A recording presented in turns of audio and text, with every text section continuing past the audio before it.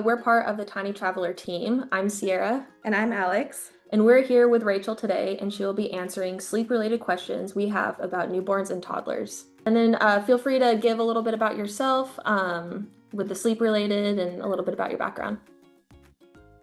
Yeah, so I'm so excited to be here. Thank you so much for having me. I am a maternity and pediatric sleep specialist and the founder of My Sweet Sleeper and Sweet Sleep Academy. I have been practicing for about 15 years now as a sleep specialist in this space, and have worked with so many children, so many families, which has been a huge blessing. I'm also a mom of seven. My husband and I are a blended family. We have five at home, two out of the house, and we live just outside of Boston.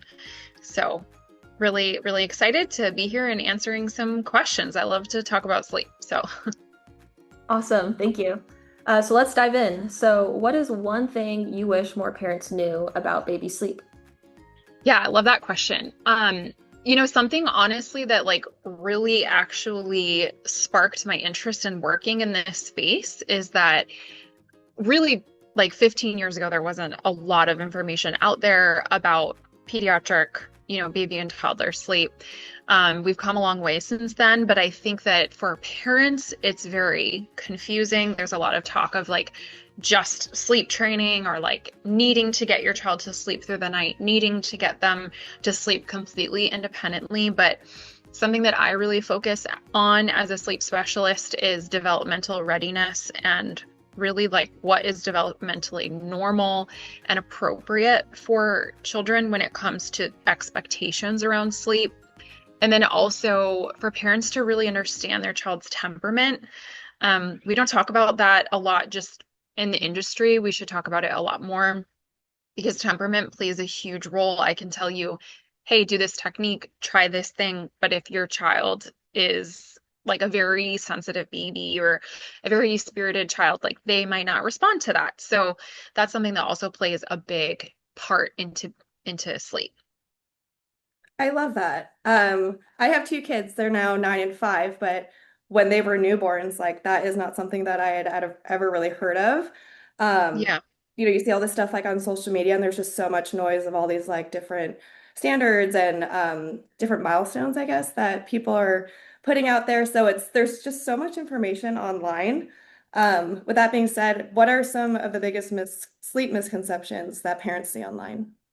Yeah, so I would say kind of like the top three that I find are number one, that babies should be sleeping through the night by like between 4 and 6 months. I see that a lot. That's when a lot of parents come to us and they seem like panicked that their child is still waking up a lot at night. I always tell parents can absolutely work on the nights, and there are almost always improvements that can be made, but it's very uncommon for babies to actually like sleep through the night by society's standards, until they're actually like nearing their first birthday. Um, Studies show that less than 50% of 6-month-olds are like sleeping through the night. And even that term sleeping through the night is defined as like 7 or 8 hour stretches, not 10 to 12, like a lot of parents hear. So very normal if your baby is still waking up frequently. Um, the other misconception I hear often is that in order for your child to be a good sleeper, they have to be a completely independent sleeper. And what I mean by that is like they have to be put down awake and just like fall asleep by themselves, or they can't need your assistance during the process of falling asleep. Um, I always like give example of my own children. I have several children that I rocked to sleep every night for the first, year and a half of their life, and they slept through the night, and they weren't put down awake or anything like that. So again, that like difference with the different types of babies and their temperament is so important to consider. And then I would say the third kind of misconception is that sleep training is the only answer. Um, we get so many questions from parents of like, what method should I use and when should I start sleep training? And I think a lot of, for us at My Sweet Sleeper, the education has been, you don't ever have to do sleep training. You can help your baby sleep without ever having to do like rigid or strict sleep training. Um, by improving like lifestyle habits and improving environment and their schedule and like a lot of things like that, you can really improve sleep without ever having to like choose like a method, so to speak. So yeah, I would say those are probably like the top misconceptions that I see in this space. Okay. And so going off of that too, what does healthy sleep actually look like for babies at those different ages? Yeah, so healthy sleep in the newborn stage, it's very fragmented. That's really normal. Um, Generally, what we see in the newborn stage is that it's going to be anywhere between like 15 and 17 hours of sleep in a 24-hour period. That's actually like a lot of time that a baby is sleeping. Um, but a lot of that's going to be during the day because they have their days and nights mixed up. So there really is no like standard for newborns, but there would be concern if like baby wasn't close to that like 14 to 17 hours in a 24-hour period. But really no like expectations in that stage. For babies 4 to 12 months, what healthy sleep looks like is that they are getting some consolidated stretches at night. So if the parent tells me my child's waking up every hour, they're waking up every 2 hours, that's definitely a red flag and a concern. Ideally, they're getting some nice long chunky stretches of sleep, like at least 3 hours, but ideally, 4 or 5 hours as they get older, 6 or 7 hours, as they're maturing a little bit in their sleep cycles. And then at least two naps a day that are over an hour. So that really is for any age group. I like to see, I mean, once they like drop to two naps, it's a little different, but I like, a couple cat naps are fine, but we want to see at least, some nice long chunky naps. And then just all the core things. So like a sleep environment that's promoting of sleep, nutrition that's promoting of sleep, activity that's promoting of sleep, all those things too, like tie into what healthy sleep actually looks like. Got it. And then going off of that as well, how important would you say how important are the routines versus the strict schedules? Do you have one or the other, or Yeah. So in the first year of life, strict schedules almost never work because a child's sleep is going to change every day. So like the time they wake up for the day is going to change. Their nap lengths are going to change. Bedtime can be usually fairly consistent, but even that is going to fluctuate a little bit. So I tell parents, you really can't control the schedule. It's not going to be the same every day, but you can have a little bit more control over the routine, like the actual steps that you're following each day. You have a little bit more control over that. Great. So I know you had mentioned like the routines and the different nap times. Do you remember sometimes the baby doesn't nap, which is very stressful because then you're just kind of in for a long night and they're really cranky and it's almost like hard to get them to go to sleep during bedtime once they're just so tired. What are some signs to look for when baby is overtired?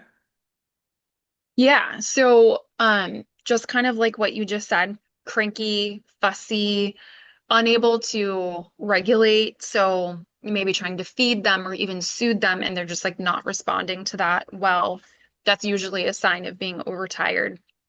Other signs can be actually more subtle. So not every child is going to be like falling on the ground, just like completely exhausted. Sometimes they're going to have like a more glazed over look or like really just like disinterested, not engaging.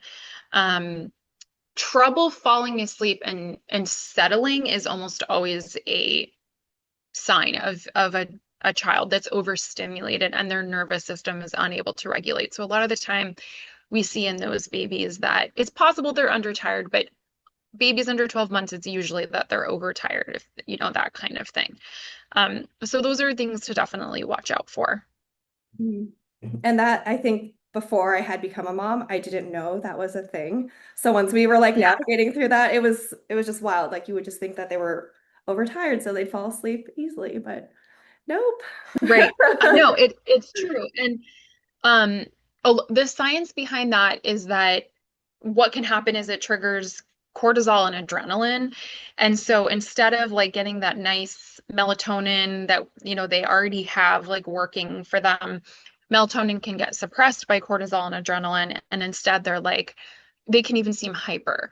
Um, and so it's really about finding a sweet spot because babies can be under tired too. They cannot have enough sleep pressure built up either.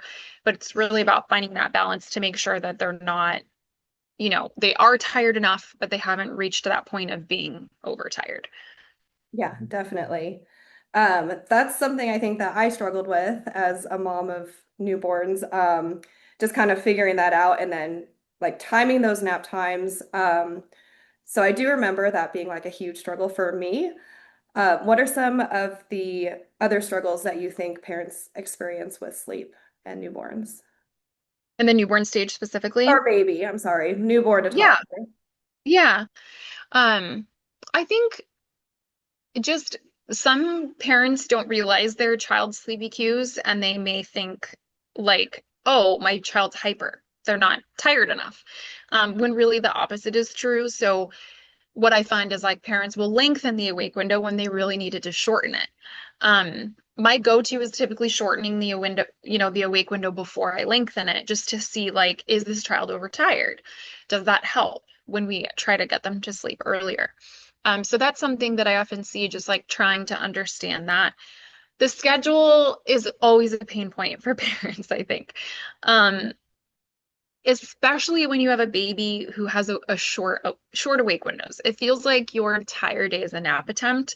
And obviously that can become really taxing, especially if you have older children. Like for us, we have 5 kids at home. My youngest is 2. I have kids in sports. I have to pick kids up from school. So, it sometimes feels like, how am I supposed to schedule these naps so that my child is in their environment, but like still getting my other kids where they need to go? Um, that's a big pain point. Sometimes you do have to have a nap in the car on the way. That's not ideal, but if that's the only option, then you kind of have to work with what you have. Um, and then I would just say like one other thing that I think is like a really big pain point for parents is that they really just struggle to like get their child to sleep. Or they're working so hard to get their child to sleep and then they'll sleep for 25 minutes. And they're like, "No, Yeah. what's happening?" I know I've experienced that for sure. So working with parents to figure out like, all right, how can we create a routine that's helpful to your child in falling asleep, and also like sometimes you can take breaks, sometimes you need to like take a break, try again, do a reset with your child, things like that. Awesome. And then going off of that as well, based on what you mentioned, do you believe parents put too much pressure on themselves around baby sleep, especially with the routines you mentioned, or even those online misconceptions? Yes, absolutely. Absolutely. And I also find that they compare themselves a lot, that they compare their child to other children. And that's really hard because every baby is so different. Like, even I look at, our kids and they're all incredibly different when it comes to their personalities and sleep. Um, I think that like I said, there's probably improvements that can be made if parents are struggling with helping their children sleep, but they shouldn't compare to other children. Family dynamics are totally different. Their child's temperament is totally different. But also it may not be ever what you read on the internet, like your child may be a 10-hour a night sleeper and not a 12-hour night sleeper. Your child may be naturally an early riser, or your child may naturally do better with naps than they do at night. So like there are just differences in children. So I think like for parents, you just have to really do your best, and you can't force your child to sleep at the end of the day. You can do what you can, but ultimately it's not in your control. So sometimes just like letting go of that and realizing that there's only so much you can do. Yep. I love that. Feel like I wish that's Yeah. pretty good. I wish I heard that 9 years ago. Yeah. Yeah. A lot of Right people say now. that. They're like, there is, and it's not just with sleep. I think there's like a lot of pressure just in general on certain things, parenting decisions that you make, things you do, things you don't do, just feeling judgment, and that's tough. That's really tough. 100%. Yeah, Yep. totally agree.